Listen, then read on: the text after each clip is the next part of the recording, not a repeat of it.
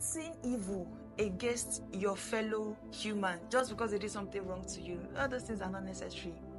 When God fights for you, the way He is going to fight for you, you would never be able to fight for yourself that way. This is day 28 of the 30 wisdom for the new year from the story of Joseph. Wisdom 28 is when you get to where God wants you to be, revenge becomes unnecessary.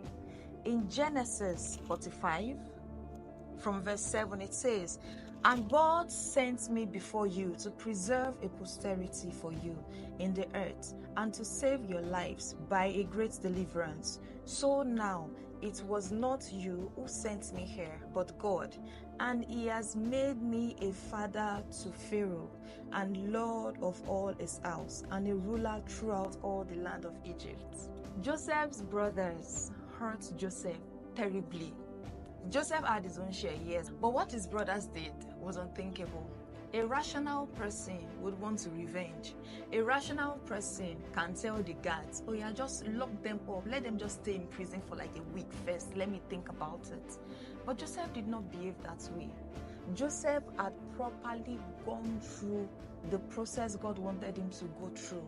And part of the process Joseph went through was the process of forgiveness. Because Joseph's brothers were not the only people that offended Joseph. Potiphar and Potiphar's wife also offended Joseph. Because when Joseph became second in command, Joseph could have instructed Potiphar and his wife to be thrown into the prison for wrongfully accusing him. But he did not do that. God had worked on Joseph. Joseph had learned that everything works together for your good. Joseph had learned that as long as you are one with God, as long as you keep following God, as long as you are submitted to God, everything is going to work out well at the end of the day.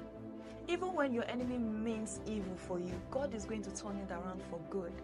So Joseph understood that revenge was not necessary. People might have hurt you in the past. People might even still hurt you this year. Let God fight for you and you hold your peace. Look, this is a very sensitive topic. I am not saying don't speak up for yourself. When it's time to speak up for yourself, of course, speak up for yourself. When it is time to say your own side of the story, when you can, of course, say your own side of the story. But some things are not necessary. Plotting evil against your fellow human just because they did something wrong to you, all those things are not necessary.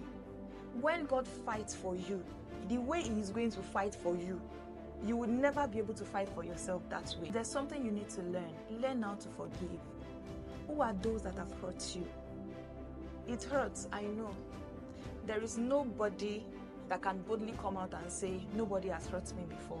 You have been hurt in one way or the other. I have been hurt in one way or the other. This is the time to let go. Focus on your journey. See, bitterness, hurt, and pain will hold you back. Bitterness, hurt, and pain, unforgiveness. You are hurting yourself when you choose not to forgive. The person that you are not forgiving is enjoying their life anywhere that they are. But you are there. Anytime you think about it, your temperature rises up. Anytime you think about it, your blood pressure rises up. Why do you want to kill yourself? Because of something somebody else did. And they might not even remember what they did. Learn to forgive. Learn to let go. Focus on your journey. What has God called you to do? Focus on it. This is the time to put your best into the things that God has called you to do. Let God fight for you and you will hold your peace.